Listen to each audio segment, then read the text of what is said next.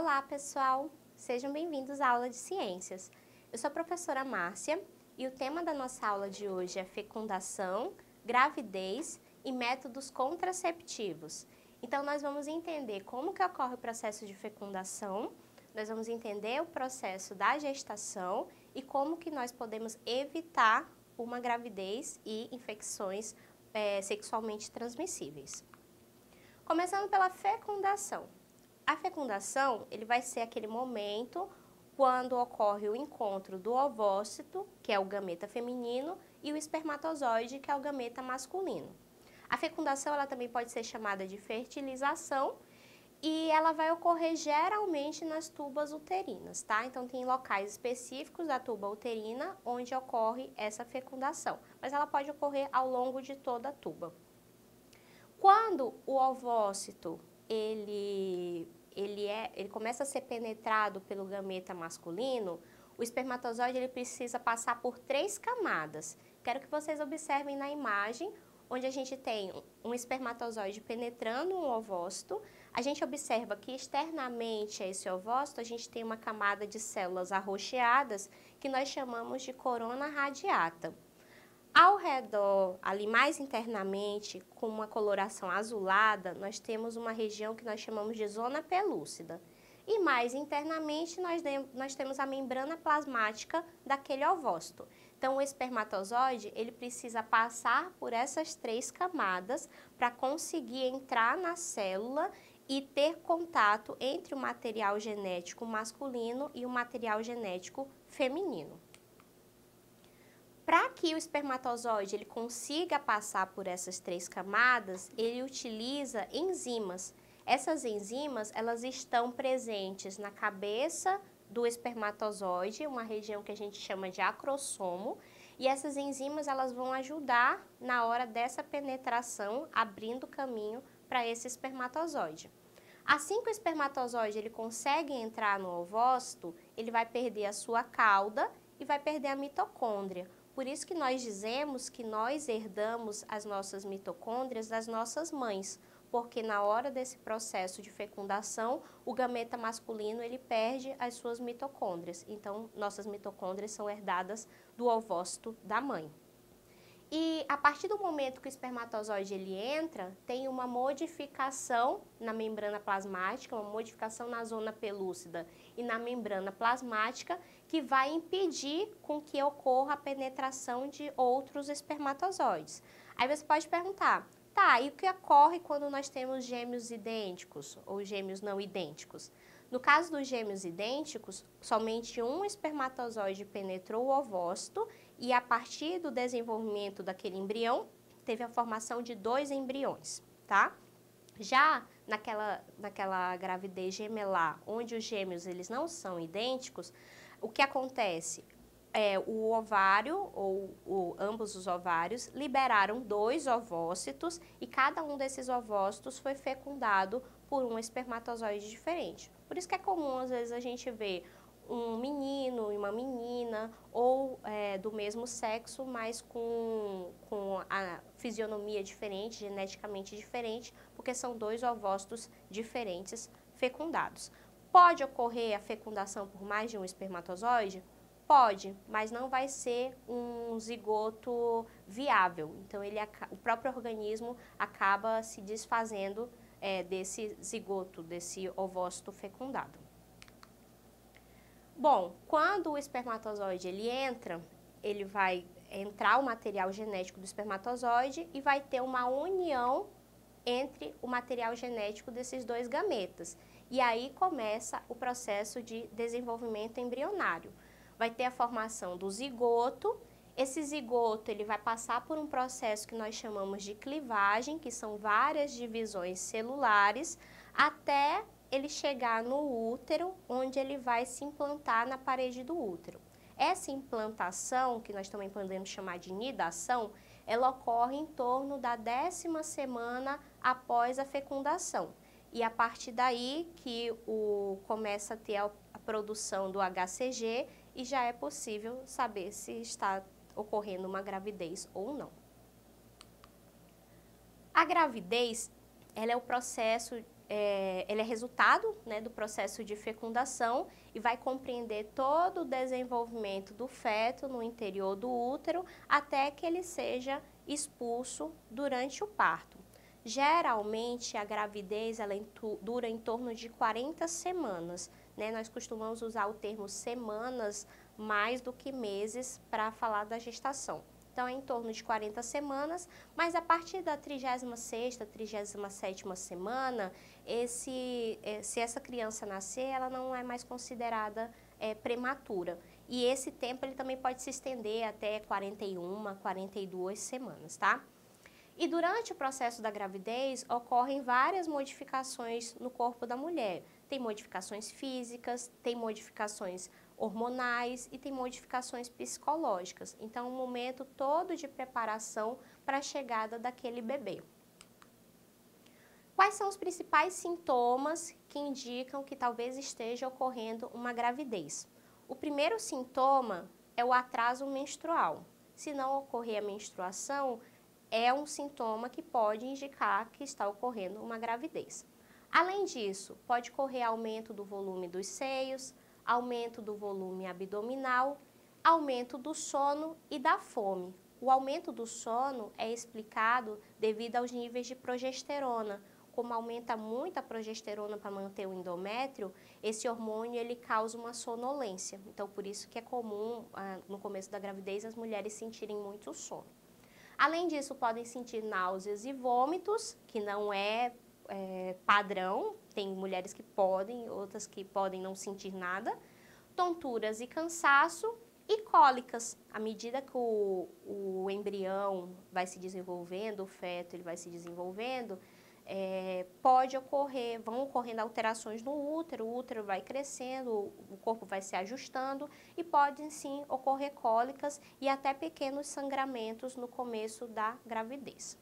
Bom, os principais acontecimentos que envolvem a gravidez, nós podemos dividir em 3 partes. Nós dividimos a gravidez em trimestres. Então, a gente tem um primeiro trimestre, um segundo trimestre e um terceiro. O primeiro vai até em torno da 12ª semana, o segundo trimestre ele vai até em torno da 27ª semana e o terceiro trimestre é a fase final da gravidez que vai até em torno da 40ª semana. Então, a gente vai falar de cada um deles. O primeiro trimestre da gravidez é quando vai ocorrer a fixação do zigoto no útero e vai começar a ter o desenvolvimento embrionário. E nesse primeiro trimestre também vai ocorrer a formação da placenta e o que nós chamamos de organogênese, ou seja, aquele zigoto ele vai começar a formar células diferenciadas que vão dar origem aos diferentes órgãos do corpo daquele bebê. No final desse período, o feto ele já é bem distinto em comparação àquele zigoto que deu início, mas ele ainda tem uma forma muito rudimentar, ele ainda não tem uma forma de feto como nós conhecemos.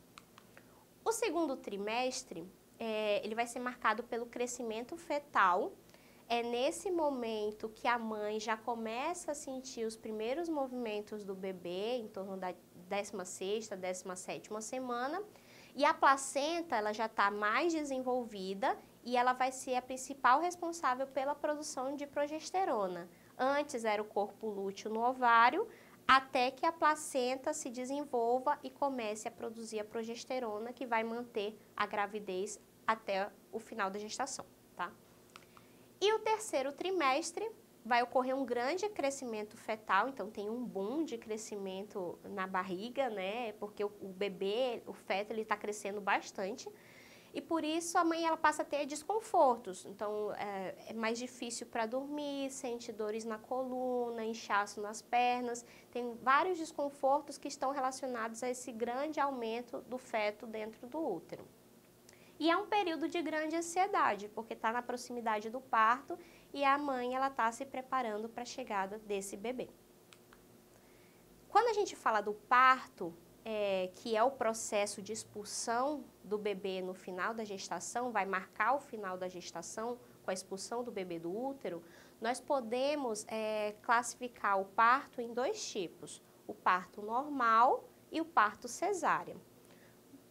O momento do parto, ele é caracterizado por contrações uterinas, por dilatação do colo do útero, para permitir com que o bebê ele consiga sair, caso seja um parto normal, e a expulsão do bebê. Então, se a gente tiver ali o primeiro exemplo, que é do parto normal, vai ocorrer a saída espontaneamente do bebê pela vagina. Então, vai ter a dilatação do colo do útero suficiente para que tenha a saída do bebê e ele vai ser expulso do útero da mãe.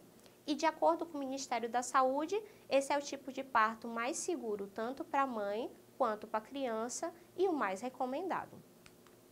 O parto cesárea, ele já vai ser um parto em que vai precisar de uma intervenção cirúrgica e ele é indicado quando a vida da mãe e a vida do bebê correm risco, ou de ambos. Então, se tiver algum problema, o recomendado é que seja realizada essa intervenção cirúrgica para preservar a vida dos dois. Bom, e finalizando, a gente vai falar dos métodos contraceptivos, como que podem ser utilizados esses métodos para evitar uma possível gravidez. Lembrando que os métodos contraceptivos, não todos, mas alguns, eles também funcionam para evitar infecções sexualmente transmissíveis. Nós vamos entender que nem todos vão evitar ISTs e nós vamos entender, né, como é que isso funciona. Então, nós podemos classificar os métodos contraceptivos em vários tipos. Eu trouxe alguns tipos para vocês. Métodos de barreira, como o nome já diz, ele vai servir como uma barreira para impedir que o espermatozoide consiga encontrar o ovócito. Nós temos os métodos hormonais, tá, que vão mudar todo o ciclo menstrual para evitar com que tenha uma ovocitação e o encontro com o espermatozoide. Os comportamentais, que não são indicados, e eu já vou explicar para vocês, os intrauterinos e os definitivos, tanto para o homem quanto para a mulher. Então, os de barreira, como eu falei, impedem a aproximação do espermatozoide com o ovócito. Nós temos como exemplo os preservativos masculinos e femininos, e nós temos também o exemplo do diafragma, que é uma estrutura colocada no colo do útero, também para evitar com que ocorra a aproximação entre o espermatozoide e o ovócito. Lembrando que o preservativo, ele é o único método que previne tanto a gravidez quanto as infecções sexualmente transmissíveis, tanto o preservativo masculino quanto o feminino. Depois nós temos os métodos contraceptivos hormonais, que eles vão evitar que ocorra uma gravidez, utilizando de hormônios femininos, que é o estrogênio e a progesterona. Nós temos como exemplo a pílula oral e o anticoncepcional injetável, tá?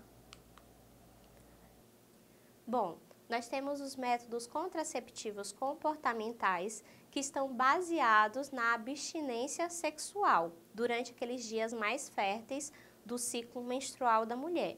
E esses métodos, eles não são indicados. Como eu falei para vocês, o ciclo menstrual ele pode variar de mulher para mulher e pode variar numa mesma mulher dependendo do ciclo e de fatores externos. Então, não é um método confiável que apresenta grande falha. Então, o exemplo que a gente tem é o método da tabelinha, que é acompanhar no calendário o ciclo menstrual e tentar evitar a relação sexual naqueles dias mais férteis, mas isso não é confiável. E também não evita infecções sexualmente transmissíveis.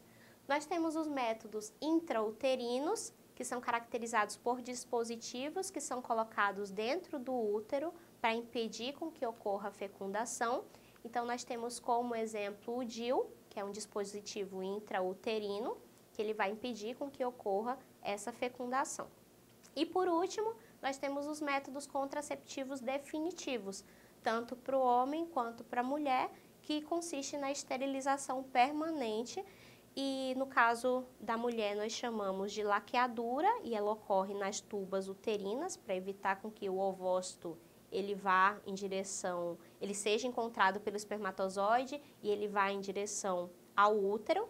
E no homem nós temos a vasectomia, que é realizada no canal deferente para evitar que os espermatozoides armazenados no epidídimo alcancem a uretra e sejam eliminados pela ejaculação.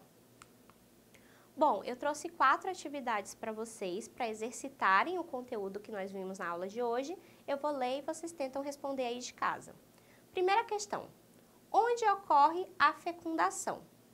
Então, nós vimos que o encontro entre o ovócito e o espermatozoide geralmente ocorre na tuba uterina.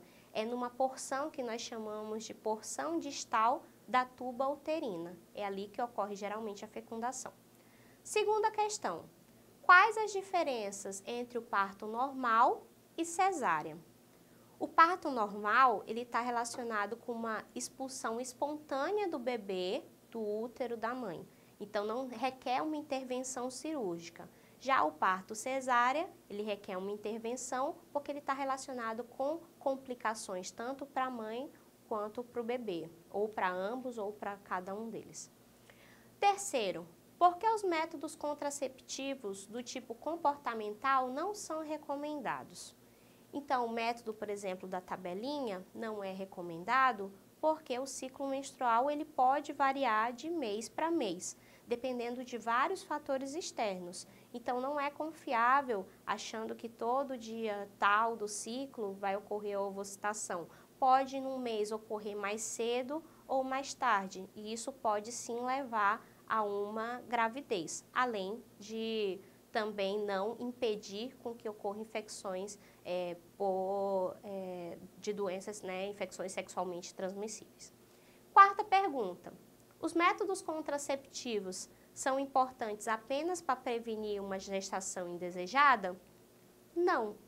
Então, nós vimos que alguns métodos, eles só previnem mais a gravidez, mas nós temos um método que é de barreira, que é o uso, por exemplo, do preservativo masculino e feminino, que ele vai prevenir tanto uma gravidez indesejada, quanto ele também vai prevenir infecções sexualmente transmissíveis, como o HIV, a sífilis, hepatite, dentre outras, tá? Bom, pessoal, espero que vocês tenham compreendido. Se vocês tiverem dúvida, quiserem assistir essa aula novamente, vocês podem acessar a plataforma Eduque, que lá vocês vão ter acesso a essa aula e a mais materiais sobre esse conteúdo. Bons estudos e até a próxima aula!